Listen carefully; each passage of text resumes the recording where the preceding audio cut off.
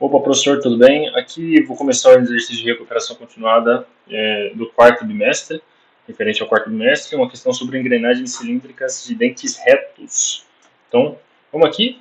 Uma transmissão comercial fechada consiste em um pinhão cilíndrico de dentes retos, com 16 dentes, 20 graus, acionando com uma coroa de 48 dentes. A velocidade de pinhão é 300 revoluções por minuto, a largura da face 50 milímetros, o módulo de 4 milímetros, as engrenagens são de aço grau 1, endurecidas a 220 brinos, feitas para cumprir o padrão de número 6, não coroadas, devendo ser precisas e rigidamente montadas, isso é importante para o final do cálculo. A gente vai assumir aqui uma vida de 10 a 8 ciclos, e para o pinhão e a confiabilidade de 90%, 0,9. Depois a gente vai ter uma tabela para achar alguns coeficientes. Determina as tensões de flexão e contato pela AGMA, bem como os fatores de segurança correspondentes a uma potência de transmissão de 4 kW. Então vamos lá. O que a gente faz primeiro? Então, primeiro a gente vai pensar o que a gente tem que achar. A gente tem que achar duas tensões importantes aqui, né? A nossa tensão de flexão, a nossa tensão de contato. A tensão de flexão é a tensão que vai nos levar, por exemplo, a uma falha por flexão, que é uma falha altamente crítica, e ela pode destruir todo o sistema de engrenamento instantaneamente, porque aqui é uma fratura uma falha dessa seria uma fratura na raiz do dente, né? Aqui seria uma tensão de contato, que é relacionada com a nossa falha de superfície ou de contato, né? Então ela causa o desgaste, causa falha, mas o sistema de engrenamento pode continuar um tempo até você achar a falha e não vai ser um colapso total do sistema de engrenamento, né? Então aqui a gente vai precisar de 4 parâmetros, né? A gente vai precisar desses dois primeiros, as tensões que eu falei, e os fatores de segurança respectivos. Então o de flexão e o de contato aqui, né? Cada um tem um fator de segurança. Bom, então são 4 parâmetros, sabendo disso, agora a gente começa achando aqui a nossa tensão de flexão primeiro, com a nossa força tangencial, dividido pelo nosso fator de forma. E aqui em cima o nosso pesão aqui é o passo diametral, largura da face, e aqui os fatores, né, que trazem o resultado da conta mais próximos da realidade aqui, né. Isso daqui é um melhoramento da equação de Lewis, né. Então vamos continuar aqui. Força tangencial, essa fórmula a gente vai usar aqui. Eu preferi colocar os valores em unidade americana, porque a consulta fica mais fácil em tabelas e coeficientes, etc., né? Mas sem nenhum problema fazer nas unidades aqui também do Brasil, né? Então a gente vai usar o que para isso aqui? Né? Essa velocidade aqui não é angular, é linear, né? Mas para achar linear a gente usa angular, que já foi dada também, né? Que é essa daqui. A gente vai converter ela também. Bom, enfim, sabendo dessas fórmulas, prosseguimos aqui. A gente acha a velocidade linear como? Achando o diâmetro. O diâmetro é o número de dentes dividido pelo nosso passo diametral, 1 sobre m, né? O m já é dado, então 6,35, o valor que a gente já tem, 2,52 polegadas, então a velocidade linear vai ser a substituição da forma com esses valores aqui, e 2,52 polegadas. Agora a gente vai querer achar o fator de forma y, né? Tem um para a coroa e um para o pinhão. Você escolhe qual que você olha primeiro, mas a gente vai ter que usar esse gráfico aqui de 3 eixos, né, para achar. Então, como é que a gente vai achar esse fator de forma, né? Então, a gente vai olhar aqui que a gente tem um NP de 16 no enunciado, né? Então, isso olhando que a gente vai ver primeiro do pinhão, né? Então, a gente vai ver o fator de forma do pinhão primeiro. Então, a gente vai chegar aqui no eixo X, aqui tem 15, aqui tem 17. O meio disso aqui provavelmente é 16, bate nessa linha, né?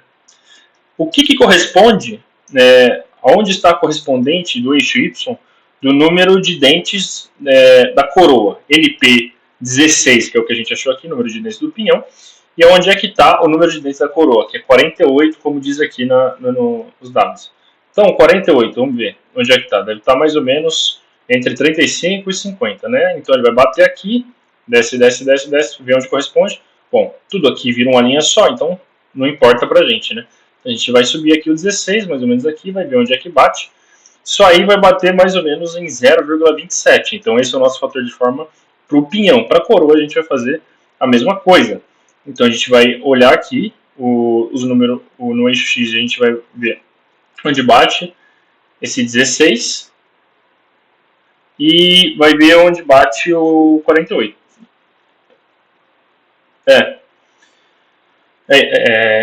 Me confundi aqui.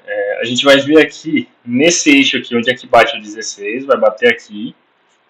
A gente vai trazer aqui para baixo, no 48, né? Inverte, então, para a gente, aqui. E vai ver onde é que bate aqui no nosso gráfico aqui. Vai dar mais ou menos 0,39, né? Então ele bate mais ou menos aqui, assim, ó. Veja, esse aqui é 17, para cá mais ou menos é o 16, né? Então a gente consegue aqui bater a correspondência. E aí a gente chega nesses valores aqui pelo nosso gráfico, né? Esse diagrama. Bom, agora a gente vai achar os fatores lá que trazem a conta mais próxima à realidade, que é a evolução de Lewis. Então, aqui a gente vai achar primeiro o fator de sobrecarga, que é, como não menciona nada de nenhum desses termos aí, então a gente vai olhar a tabela do fator de sobrecarga, que é 1, aqui não menciona nada de choques, então a gente coloca que é 1. Aqui a gente vai ter o nosso fator dinâmico KV, a gente acha por essa fórmula aqui. Então a gente vai achar o A, o B, o A e o B. Opa, peraí, só um minuto. O A e o B, e depende do A, do B e da velocidade. Então o B a gente tem essa fórmula aqui, B ele já é dado, então a gente acha B, substitui aqui, acha A, depois acha KV, 1,19. Aqui o fator KS, por recomendação da literatura, do Shigley, a gente coloca KS igual a 1, por pinhão e para coroa. Fator KH, a gente vai ter essa fórmula aqui, então vai ter o CMC. Dentes sem coroamento, a gente usa 1. CPF, a gente vai usar essa segunda linha aqui, das condições. Né? Eu estou sendo bem rápido aqui porque esse problema é um pouco grande e tem pouco tempo. Né? Então, vou passar bem rapidamente. Então, achando esse CPF aqui, substituindo dessa fórmula que a gente achou nessa segunda linha, a gente vai achar o valor de 0,652. CPM, a gente vai usar...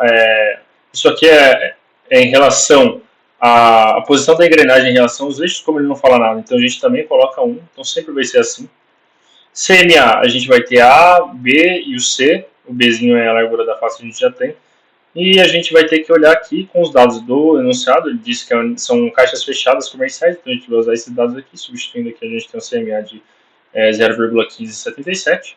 Um C, como não diz nada também sobre isso, a gente considera que é 1 também. Como eu disse, sempre vai ser assim.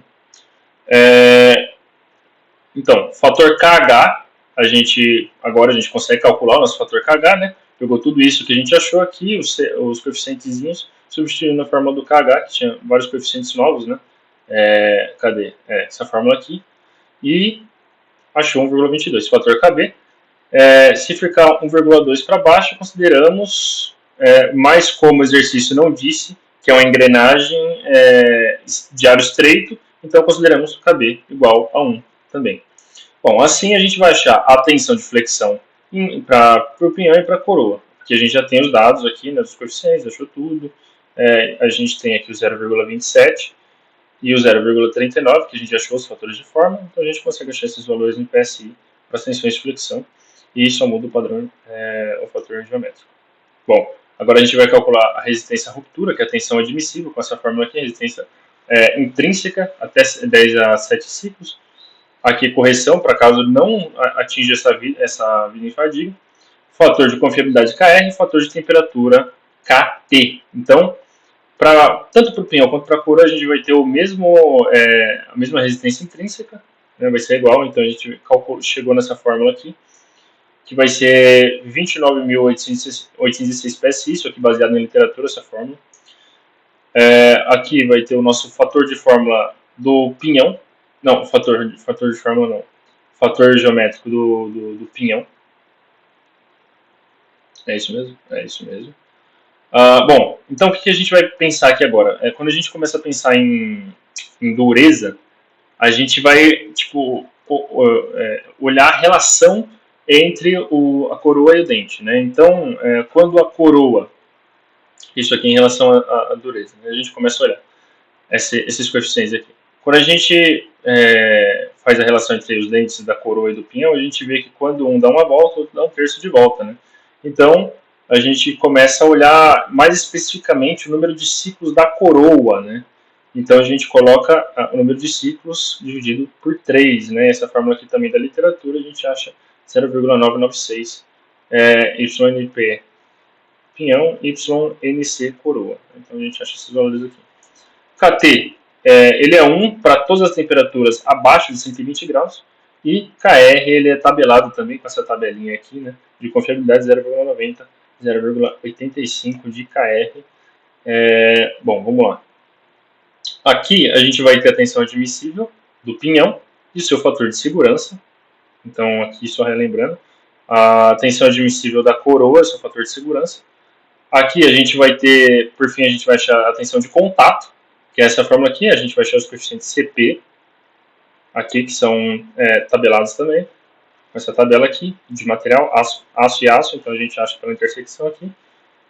CF é 1, porque a gente supõe que a engrenagem está nova, né, e não tem desgaste. Esse aqui também a gente calculou com essa relação, também baseada na literatura, substituímos os valores, chegamos a 0,1205. Então a gente, substituindo tudo aí, a gente acha que a tensão CP, a tensão na coroa e a tensão no pinhão vai ser de igual e vai ser de 107,220 PSI. Aí a gente vai achar a tensão admissível, que é essa relação aqui, eu não vou me desdobrar muito porque o tempo já está curto. Então a gente vai achar essas duas relações aqui na fórmula que a gente vai ter que substituir. Aqui, tensão admissível na coroa, tensão admissível no pinhão. Aqui a gente vai achar os respectivos fatores de segurança e a gente finaliza a questão aqui, né? Peço que o senhor observe com mais cuidado as anotações aqui, porque eu fiz as anotações um pouco mais detalhadas do que eu estou apresentando, mas eu deixei bem claro aqui os passos a passo do que tem que fazer. Só não consigo me desdobrar, porque essa questão ela é um pouco maior, eu queria falar um pouco mais nesse final aqui, mas acabou não dando. Então é isso, professor. Aqui finalizado o exercício do bimestre 4.